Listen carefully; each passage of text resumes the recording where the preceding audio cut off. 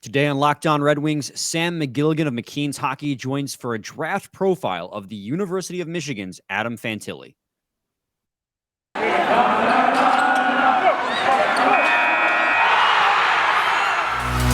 You're Locked On Red Wings, your daily podcast on the Detroit Red Wings, part of the Locked On Podcast Network, your team every day.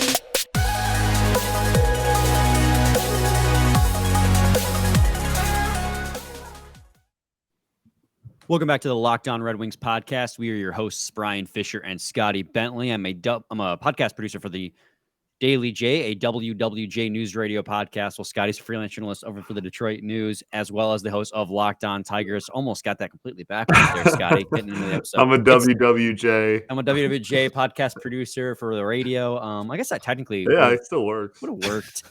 And we are joined today by Sam McGilligan of McKeen's Hockey. How you doing, Sam? Fantastic. How are you guys? Doing pretty good.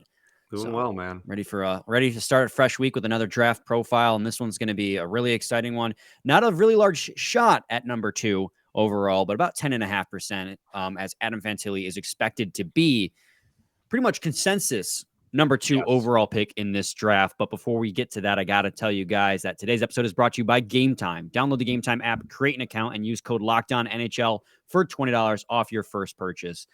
Sam, thank you again for taking the time to join us. It's been probably since last draft season. Yeah, it's been a while. It has, but thank you for having me. Always love coming on this one. I appreciate it. We love having you because you bring a lot of really good insight, which is why we thought it appropriate that you break down Adam Fantilli of the University of Michigan. He is a center. He's a left-handed center, for what that's worth. 6'2", 187 pounds, if you believe the statistics on Elite Prospects, because you know how sometimes that stuff's not so reliable. But with the University of Michigan this year, he had 65 points in 36 games, 30 goals, 35 assists. Now, normally when we do these draft profiles, Sam, I ask the guest why they think that this would be a good fit for the Detroit Red Wings, or why they think that this player is like so interesting. I don't think I have to ask that with Adam Fantilli. No, you don't. Instead, I think what I'll ask is what makes him a consensus number 2 pick. He is... I'll one-up that, actually. He's, in any other year, a consensus number 1 pick. And I'm like, go back to McDavid, and there's maybe 3 drafts where there's a competition. And maybe Matthews as the only one where it's like, okay, well, I'd take that guy over Fantilli. And that's it. Like, first last year, first 21, first and 20. Probably first in 19, but Hughes was insane. Probably first in 18, but Dahlin was insane. First 17. First and 14 for he's like this is like rare. You don't get dudes like this at second. This is the only one I can think of is Jack Eichel at number 2, which was like insane. And Fantilli might be better. And that's not a slight to Jack Eichel, but more so a testament to just how absurdly broken Adam Fantilli is. He's a video game character. He's got the potential to be well over a point per game center that isn't just useful in the offensive zone, but is driving your play up in transition. He's stopping transitions. He's a defensive phenom. He reads play so well. It's insane. He has every tool you could think of. And then when it comes to the actual, creating scoring chances, he's as good as how there's maybe a handful of players who have been better in the last, almost decade. Like it's absurd. Bedard Fantilli 1-2 is going to be like all time. People are going to look back and be like, what the holy, this shouldn't have been this shouldn't be possible. When talking about his skills, like obviously you just mentioned, he's really good at everything. What do you think is his greatest strength, or what impressed you the most at his time at Michigan? I think what separates Fantilli, what makes him so elite, because there are bigger players who have insane hands and who have insane skating and who can be physical and get inside positioning on guys and just body them out and keep puck control. But what keeps him a tier above is if you took away all of Fantilli's size and you just made him, or let's replace as strength, where he's now extremely easy to just be pushed over. He's tall, he's lanky, he can be thrown around super quickly.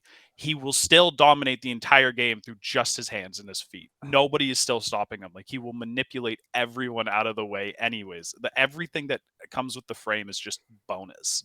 It's like Slafkovsky went first last year because he could just body guys and protect the puck like a monster. Fantilli has all of that as well. And it's just like, oh, that's a nice little caveat to have at the end of the absolute freak he is with the puck. Like, that's what he is. He's just levels beyond everyone else. And all the size and the strength and the defensive ability and everything else is just like, okay, well, that's just more bonus. That's just extra. But it's just like everywhere you look, there's just more to like. There's no flaws, really. The only flaws, like, he sometimes just thinks he's Superman, but like, oh no, what a flaw. The 18-year-old kid who is better than everyone in NCAA with like the greatest freshman season pretty much ever, or one of them, is sometimes carrying the puck too long. What a tragedy. Like, there's nothing else to say about it, and it's never going to be a long-standing issue. He'll go in the NHL if like something doesn't work. He's just not going to be like, damn, that's all I had. I'm just going to keep doing it. He's just from all accounts, I haven't I don't personally interact with the players, but from everyone that I've heard about, he's just like the easiest kid to work with too. That's so awesome. Like, an NHL coach will mold him into whatever they want. You ideally want to see him go to a more modernized system and like not make him a pure power forward. He'll still be excellent too. Like, you can't even screw it up. It's just like, do you want to maximize potential? You focus on the skill aspect. So one thing that we have talked about with all the other guests when we're doing these draft profiles is timeline. And everyone else we've talked about, we've made the assumption that the Red Wings have drafted at 9th, 10th, or 11th because they have no lottery luck. But obviously, when talking about Fantilli, we're assuming the Red Wings get lucky and that 10.5% chance they have to jumping to 2 hits. And they get there. What is the timeline on somebody of Adam Fantilli's skill level? Next year, because everyone else we've spoken about has been at least 1, maybe 2 years. And like, I'm always, even for Fantilli, I could still advocate for, there's lessons to be learned away from the NHL. It's not a lesson. It's not a league you just jump into at 18 and like start learning lessons in. It's you're treading water. You're barely holding on. It's so much faster than anything these kids have ever seen. But what's he going to do? Go back to college? He scored 65 points as a freshman. Like, that's what? That's not even real. I kept looking at the numbers, and I remember seeing his early start and like, man, this is crazy if he keeps it up for the whole season. Then after the World Juniors, he was like, nah, screw this. I'm upping the production pace. If he played like that the full season, I think he hit 70 points, which is just like, we're not even, what do you send him back for? He's just needs to get stronger and faster, which happens with strength training over time, because he's great as he is, he's still only 18. Yeah, and he's not even done developing. Yeah, he's not even close. So like, you just like put him in the NHL, you get him on like the most sophisticated like workout program you get, put him with this, I don't even want to say skating coach because the skating is so good, but you just work out the littlest, tiniest details that like a biomechanic development expert will probably pick up on, and just be like, get him a little faster, get him a little stronger, and then just get him used to the league. He'll still be a good player too. Like, he just thinks the game on a level that like not even NHLers see. Like, he's just such a slam dunk pick. Like, what Jack Eichel's rookie season is roughly what I would expect from Fantilli's rookie season, give or take. Like, that's still an insane player.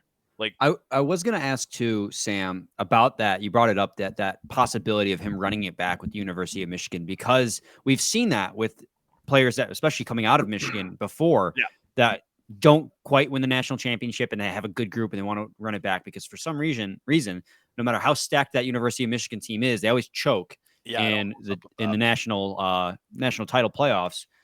So do you think that there is an avenue there where maybe he decides, I want to go, he only played 1 year, he wants to play a second year? Yep. And it won't harm him long term. It's not a mistake. If anything, he just shows up to the NHL a little more ready. It's just more so that he's ready now, and you can send him back, and I'm always still going to be an advocate. Like, if he goes back for another year, I'm on board with it. He becomes number 1 dude at Team Canada for the World Juniors next year. He's the best player in the NCAA by far. He's just a year of just learning to be the guy. So much of this stuff is like, it's not just about the skill and the size or the tools or how you use them. It's all about like staying in a spot where you can consistently progress mentally as well. Like, it's easy to underestimate how scary it is for these guys to go up, spending their whole life dominating kids, and then they go up into the NHL and the defenders are just like, nope, took your space away, threw you on your ass, bye, and then the puck is gone and you just turned around. Your other 4 teammates are already like rotated into their new spots and you don't even know what happened. You're just like, what is happening? This is so fast. It's a lot. And people, it's really easy to underestimate that. So there's nothing wrong with just being the guy, because it's easier to not doubt yourself when they show up. That this is a lot of good players. I wonder how often they've had their development ruined by showing up into the league too early. I was a Montreal fan through the Bergevin era. I watched all of them show up too early. I watched all of them not suck, but everyone not live up to the expectations. It's like I fully believe this thing. And your franchise is the one that was famous for beginning of the 2000s, just letting guys overdevelop in the AHL and then come in and just be players like right away, even though people were like, well, shouldn't they be on the team now? Or I guess like the answer was yes most of the time. Like Tatar and Nyquist are the biggest examples of that. They won that championship in the AHL in 2013. And I remember Tatar was like, there were rumors that Tatar was about to request to trade because he was so unhappy with the fact that he wasn't playing in the NHL because he had nothing left to gain. Yeah, they just kept signing veterans. That's playing the game poorly, like drastically on the other side of things. Like it's like, okay, maybe we shouldn't be doing it like this, but there's a balancing act, and it's more so just like it's never a bad idea until they're 1000% guaranteed to be an NHL player and have the ability to improve. Yep. So you can't improve in the league because you're like 6 levels below. You're like, if you're back to like struggling with fundamentals, you don't get play in the league. Get the hell away from the league. Yeah. We got to take a quick break. We are joined by Sam McGilligan of McKeen's Hockey. When we come back, we'll continue the conversation on Adam Fantilli. But first, I got to talk to you guys today about Gametime. Gametime is an app, guys, where you don't have to pay all those obnoxious fees. I mean, you go to, I won't say the name of other companies, but there's kind of a monopoly in the ticket industry right now. Wouldn't you guys agree? Gametime offers you an alternative to that, where you'll be able to get your tickets reliably at a lower cost. Gametime is the place for last-minute ticket deals. Forget planning months in advance. Gametime has deals on tickets right up to the day of the event. Get exclusive flash deals on tickets for football, basketball, baseball, concerts, comedy, theater, and more. The Gametime guarantee means you'll always get the best price if you find tickets in the same section and row for less. Gametime will credit you 110% of the difference. It's the fastest growing ticketing app in the country for a reason. Get images of your seat before you buy so you know exactly what to expect when you arrive. Buy tickets in a matter of seconds, 2 taps, and you're set. Tickets are sent directly to your phone so you never have to dig through your email. Snag the tickets without the stress with Gametime. Download the Gametime app, create an account, and use code LOCKEDONNHL for $20 off your first purchase. Terms apply. Again, create an account and redeem code LOCKEDONNHL for $20 off. Download Gametime today. Last-minute tickets, lowest price, guaranteed. Segment 2, Locked On Red Wings podcast. We're joined by Sam McGilligan of McKeen's Hockey, and we're talking Adam Fantilli as the consensus number 2 overall pick. The Red Wings are going to need some luck to get that with the draft lottery. Scotty, you got any questions regarding Adam Fantilli? Yeah, well, I know that we had been talking about, like you had mentioned when talking about his faults, kind of like how you have to be super nitpicky about it and doesn't really have any. Let's try and be super nitpicky about it and just like really try and like, is truly the only downside at Michigan was just like sometimes he gets a little too ahead of himself and tries to do too much? Like, is that truly the only like not even glaring, but like somewhat downside you saw? Realistically, yeah. Like you can enter the nitpicky stage, but like I always think once you do that, it's so dangerous. Like you can really talk yourself out of good players. I mean, most people won't do it with Fantilli, right? Because Fantilli is just like a freak of nature, and like you have to be blind.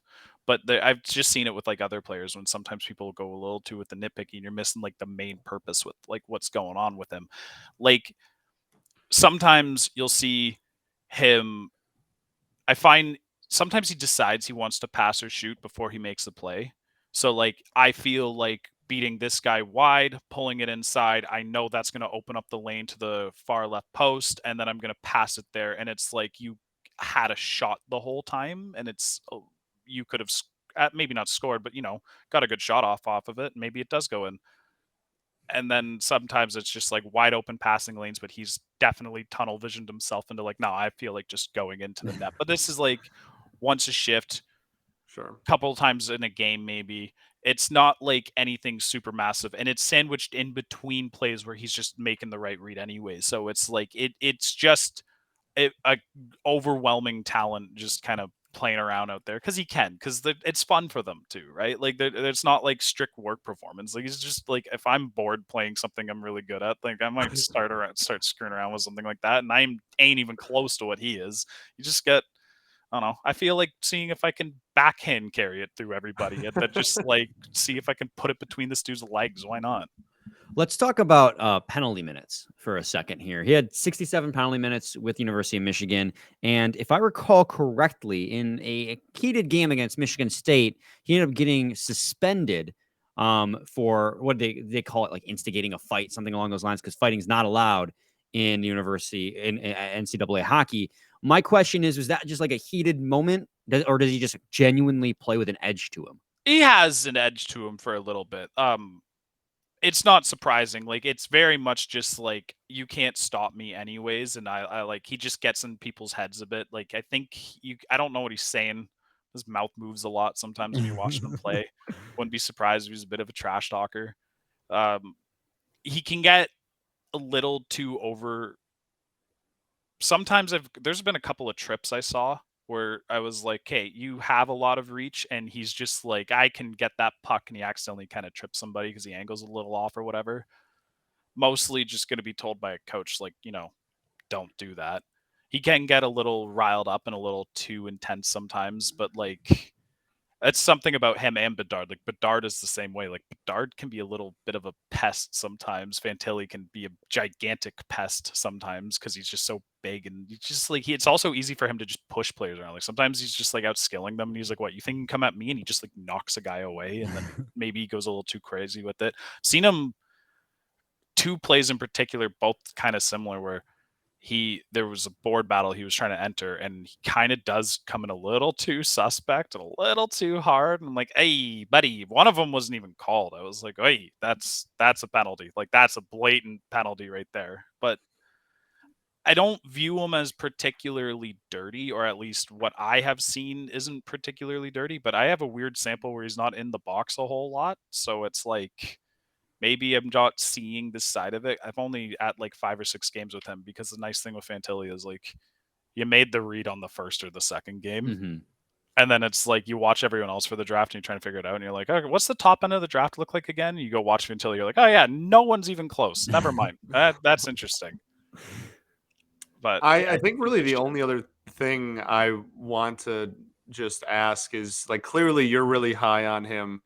I want to know how close you do think he is. Not obviously he's not going number 1. No one's trying to say that, but how close do you think that gap is between him and Bedard? it's not as large as people want it to be.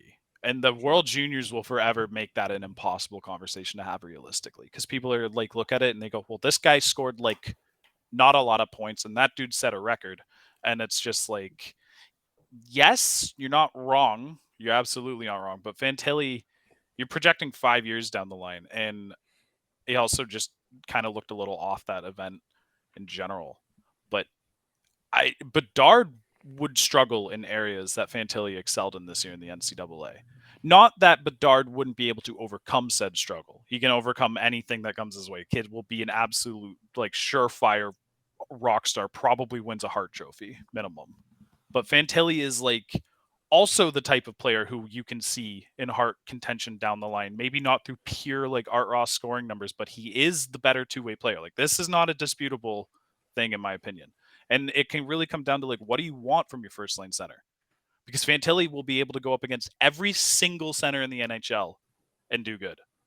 Bedard will as well, but they also might be able to get some stuff off of him because he's not as defensively in tune as Fantilli is. He doesn't have the tools to shut players down like Fantilli does, even if he becomes flawless positionally.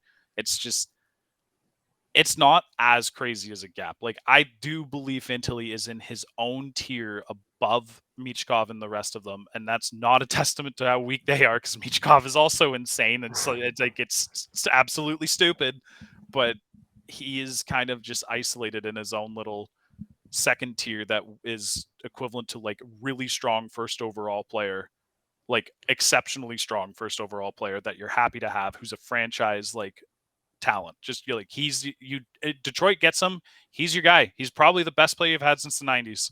Unless I'm missing something. He's like better than like Datsuk and Zetterberg. Datsuk is Zetterberg is like what you can expect in terms of like talent, but technically, theoretically, he does have higher, I say in air quotes, potential just because of the size and the tools. But I don't know if he'll end up being that level of player, but at the very least, he's like on that caliber. So that's like the best or equal to the best player you guys have in that era, since that era. Like, he's the type of prospect who, if I found out someone told me with Time Machine, is like, he was a Hall of Famer, by the way, I'm like, well, yeah, that feels fitting. Like, he's it's not a lock. Bedard, outside of injury, Bedard is probably a lock. But like, until he's, I guess, not a lock, but he's like the closest thing to like a lock you can find without one actually being one. Like, I couldn't envision what derails his career outside of injury. Like, I don't know a situation or understand like a situation where Fantilli's like, oh, he just turned out to be like a second line center. It's like that. This guy was crazy overhyped. If that turned out to be reality, I'd be like, man, what the hell? That doesn't make any sense. Like, it's just players like this don't come around, man. And when they do, they almost always are just rock stars. Like, it's just like you see them and you're like, oh, you're just different. Like, it sounds so hockey man like as an answer, but it truly is. It's like he's just different. All those intangibles, all of those things. It's just like every box is checked. It's just like nature decided to not pick you or something if you don't become like a franchise player. Like, he's as close to generational as you get without being generational. Yeah. So we gotta head to another quick break. Sam, when we come back, I have one final question regarding Adam Fantilli, and then we can talk about your boy Gavin Brindley, also of the University of Michigan. So stay tuned to Locked On Red Wings. Segment 3, Locked On Red Wings podcast. We're joined by Sam McGilligan of McKeen's Hockey. My last question regarding Adam Fantilli is just like, if you try, and I know comparables aren't like a great metric to measure a player, but fans love comparables. They love having an image of something they already know when referring to a player coming into the league. If you had to pick a comparable for Adam Fantilli, what's the closest you can think of? That's legitimately a tough one. I'm terrible with player comparisons. You don't have a worse, less like equipped person to answer this one properly, just because I don't want to say Jack Eichel, because I feel like Jack Eichel is more of a comparison of like prospect status, like high level number 2 and like a generational prospects number 1. But there are like similarities to their game. They don't skate the same way. Jack Eichel's got that like exceptionally powerful deep stride where he takes like 3 steps and he somehow covered the whole zone. But Fantilli and Eichel have this like, I don't know how to say it, and it probably isn't even a thing if I looked into it more, but I guess I'll say it like this. They have the I dominated college like aspect to their game, and I think that creates a bit of a unique player compared to people coming out of other leagues, where it's like they played at a junior level when other people are playing junior. Like, they played their draft season against NCAA, which is, if you want to call it a junior league, which I don't know if you should or not, but it's like semi-pro. I don't know, whatever it is. It's the best version of that league. That's not a pure pro league in the world. It's the best non-pro league in the world. So dominating that league gives you this weird balance of like, you got away with doing stuff that you couldn't do in a pro league, and you also got all of the pro habits that the NCAA will instill in you that you won't get in the OHL or USHL or something like that. And it creates these weird dynamics where a player can just utilize all of their tools in whatever way they want. I guess, who do you guys think is like the best example of a center with just insane reach and skill and can just pull the puck back and manipulate it through like anybody. Because all the examples I'm thinking of aren't as big as Fantilli. I mean, it's the same problem that you went with, which is why I asked you what you Yeah, thought your comparables were. Because like everyone who dominates that are like generational talents in the league. And like, you it's always so like rare. you always want to like come off of comparing him to like somebody of like Austin Matthews or McDavid's talents. I was gonna say I was also gonna lead with Jack Eichel just because of all the draft comparables, but like you said, the draft comparables don't equate to the same type of player. It is tough, and that's why comparables aren't great. As a player, not that I don't like this one too much, but this is the one that stuck in my head the second you said the question. There are Joe Thornton-esque tendencies in him, where it's like Thornton. That's a name I haven't heard in a while. Yeah, like Thornton is not a dude you get compared to lightly because he has such a unique play style. But Thornton had just insane reach manipulation, like the way he could just alter his like release angle and move the puck around while also shielding guys off. And there was a lot of skill there, and it was the vision too. Like Thornton was god tier passer. Like he was just next level, like so little I've ever been. And Fantilli, like he can pull off those types of passes sometimes. I don't know if he'll ever be as pure a passer as Thornton. You're talking about legitimately one of the greatest passers that have ever played the game of hockey. But like, if I'm trying to just kind of paint that picture, it's like I could see if Joe Thornton was drafted and developed in like today's NHL. I wonder if that player looks a bit more like Fantilli does than his usual self. But I don't know. Player comps are tricky. You find the guy who looks like them, and then you either can overrate them or underrate them as a result. You try and find a guy who's like equal in terms of skill and status, and it stops looking like the actual player themselves. But I don't know, some weird Eichel Thornton hybrid that's just got some. But like even that only describes like 50% of them. The other 50% is just pure Fantilli. I don't know how to describe it. Fair enough. Relative to a player. So when we were talking on Twitter, trying to set up this interview, you mentioned that you wanted to throw some Gavin Brindley love in there. And this is a player that I think a lot of people don't really know a lot about because he's projected to go a little bit later in the first round. It's people like late teens, early 20s, someone the Red Wings could probably get with their second first round pick, assuming the Islanders don't make a run for the cup because they hold the Islanders first round pick for this draft. He is a right wing with the University of Michigan, 5'9", 157 pounds. He's a right-handed shot. He had 38 points in 41 games, 12 goals, 26 assists with the Wolverines. Sam, why do you love this kid so much? Favorite player in the draft. Wow. And yeah, like actually my favorite player in the draft. I've had to have this conversation with myself like a week or two ago. I'm like, last year was Lane Hudson. Who is it this year? And I'm like, I'm pretty sure it's Gavin Brindley, man. This guy is unreal.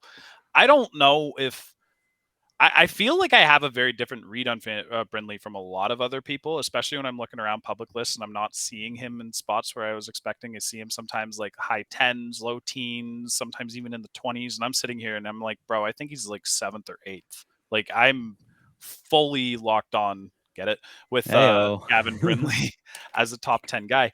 I don't know if I've ever seen a better example in recent memory of a smaller player who does everything you have to do to play bigger than you are or impact the game like he's bigger. He is a gifted skater. Like he's beautiful skater. He has speed. He has the quick stop or the quick starts after a stop. The directional mobility is insane. The ability to just like fake directional changes and then just like keep without actually transferring his weight, get people to buy the weight fake and then just like slip past them. His hands keep up with his feet at every moment. Doesn't matter if he's like dancing around a dude laterally, like spinning off of him or coming out of a turn. He's just flying up as fast as he can. But his hands aren't like your typical small guy hands. Like you watch Patrick Kane and those types of players, and they got such quick hands that it's just like firing off dangles out of everything. Brindley is like strict control. Like he does not sacrifice. It's, you know how people always compliment Adam Fox for underhandling the puck? Mm-hmm. How like he does not do anything but just hold it in the perfect spot the entire time until someone challenges him, and then he just goes whoop. That's kind of like Brindley. He the same thing. He holds it in the perfect spot and someone comes by and he's just like, whoop, okay, I got this one. He doesn't have the reach that Fox has, and that's a little questionable, but he turns and evades pressure so well. He spent his whole draft year as a 5'9", 150-pound player up against NCAA guys, and he made them look weak.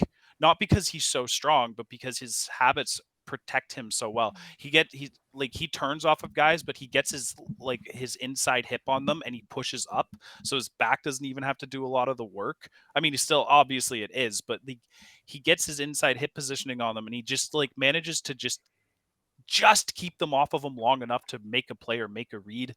He's not looking to create offense at all time. He's just looking at making sure his team has the puck and it's always being moved into the right spot, because you can't create offense out of every play, and he knows this. So that's the difference between so many junior and pro players. This is a big problem with smaller players in general, is they just don't get the frequency of chances in spots they like to make plays. A lot of small guys, they get the puck in junior, they're always in the same spots, and they can just do whatever they want with them. They're used to one defender being here, one here, there's a trailing guy coming in. I can solve any problem no matter what they do. But then in the NHL, it's shit, I'm not getting into the spot enough. I'm just not getting there. And Brindley has just said, okay, well, I just won't play a game that's reliant on that whatsoever. I will always be helping play. I will always be setting it up, getting teammates the puck in space while they're moving so that they can make plays. I will do whatever it takes. And then when it looks like we can actually score, then I will go and do something dangerous. And every time he manages to make it look so seamless. He starts the year off as a not low scoring, but not a high production winger. He looks like he's just really good at moving the puck around and making plays off the perimeter and kind of getting pucks inside, but maybe not coming up with dangerous chances. And he slowly adds that to his game. Then he slowly adds a bit more rush offense. Then he goes to the World Juniors, which no one even expected him to be on in the first place, because he's a draft eligible 5'9" hockey player. That just doesn't happen, especially with Team USA and the options they had. But I don't know. Okay, now he's there. Okay, so he starts on the fourth line. It's a checking role. Okay, Brindley's the guy connecting all the plays, and USA's top 9 a little stagnant. Move him up next game. Third line. All right, now he's somehow changed his game. Still the guy on this line. All right, now we need him in the top 6. He's just leapfrogging over draft eligible prospects. It's not even close. Then he's just dynamic all tournament long in the top 6. Goes back to Michigan. They're like, you played really well there. Throws him with Fantilli. They become just this unstoppable duo for a stretch of the season. Brindley's scoring totals jump. And of course, part of it's because he's playing with Fantilli, but Fantilli's numbers jump because Brindley complemented him better than any other winger, I thought. Both of them played at their best with each other, because Fantilli just knew Brindley was the amount of no-look plays they could make with each other, knowing the other one was going to be there, were just insane. You can't read those as a defense, and these guys just build off those sequences. It's crazy watching them do it. A lot of Brindley's goals are just perfectly timed cuts, catch and release shots, tap-ins around the net. He doesn't beat people with pure snipes, but he doesn't kind of have to. It's not his game. There's plays Brindley makes where he's just kind of a puck kind of bounces towards him, but it's not settled. It's kind of chaotic a bit, so he tries to catch it and it kind of bounces a bit. But his recovery when things go wrong is incredible. There's a play, I'll try and send it to you guys after this if I can find it, where a puck kind of bounces through a defender's skate and Brindley's in the slot and he's about to go and he's trying to set up a pass to who's coming down on the right wing, but he flubs it. So he just kind of everything in one super smooth motion, catches it on his backhand instead, and just spins and no-look passes it to the left. And there's a guy there, and he scores off of it. And it's just wait, what? That wasn't even what he tried to do. And it's clear that's not what he wanted to do, or at least that's not how he wanted to do it. But he still made it work. And there's plays like this where I'm like, Matthew Wood is a good player, and he plays NCAA too, and he's going in getting top 10, top 15 consideration in the draft. And Matthew Wood does not have the ability to do what Brindley was doing all year long. It's just it's the size bias kind of coming back into play. And every year I kind of understand it a bit more, why smaller players slip, what the issues projecting them are.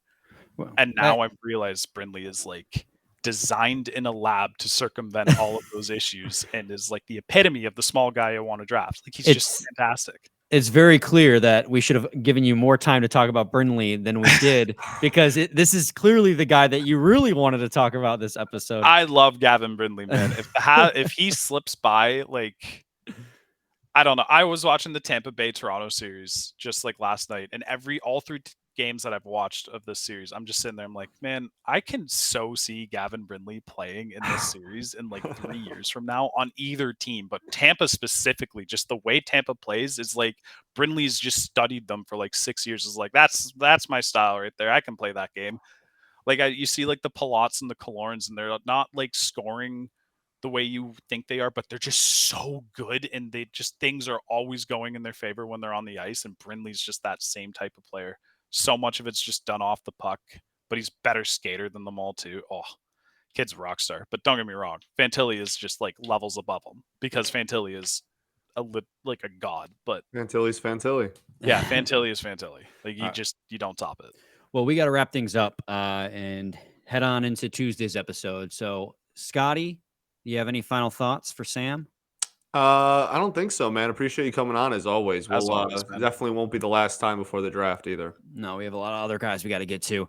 Sam, thank you so much for taking the time to talk with us today and giving us insight on Fantilli and Brinley, because I think, as I stated, and it was honest for myself as well, it's a player that a lot of us haven't given the time of day. So we got some good information out of you. You want to plug some stuff? Where can people find you? As always, well, first, thank you for having me. But as always, you can find me at Twitter at Sam_McGilligan, McGilligan. I feel like I have to spell it because people mess that up more than I thought they would. I have a Substack, which is just Sam McGilligan at substack.com. Or no, I don't know. It's one of them. It's whatever the Substack format is for a URL. And then McKeen's Hockey and Puck Preps as well. Just work coming out for them. And yeah, I don't got more to plug than that. It's low key, I guess. All right. Again, thank you so much, Sam. Appreciate you coming on. Guys. Scotty, what do we do? We ball. We ball, baby. We'll be back with a new episode tomorrow. We're going to be starting our player grades. I know you guys were anxiously awaiting us assessing every single player on the roster and giving them grades for how we thought they did this year. So stay tuned for that. Same time, same place. It's your team every day. Every day.